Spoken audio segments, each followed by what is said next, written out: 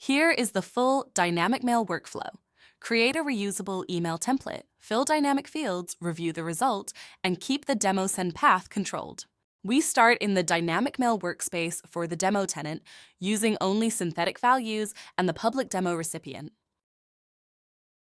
From the editor, the operator opens Create New Letter and chooses Email mode. That matters because the message is prepared as an HTML email template, not as a one-off letter. The template can be reviewed before any delivery action happens. Next, the operator asks the agent for a customer follow-up template. The point is not just faster copy. The point is a reusable structure with clear placeholders that can change safely for each recipient. The agent-created draft stays in the editor for review. In this example, recipient name, company name, due date, and account manager remain dynamic fields. Those fields mark the parts of the message that should be personalized later. DynamicMail then collects those fields into one visible list.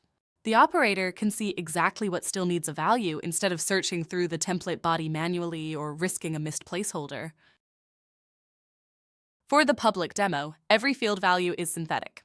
We use a demo recipient, an example company, a demo date, and a demo account manager. This keeps the video safe while still showing the real template workflow. Before sending, the preview shows the finished email body with the populated values. This is where the operator checks tone, field values, and recipient details in context. At the send step, the recipient is locked to demo at dynamicmail.ai. CC and BCC stay empty, and no other recipient is visible. The demo is constrained to that single address.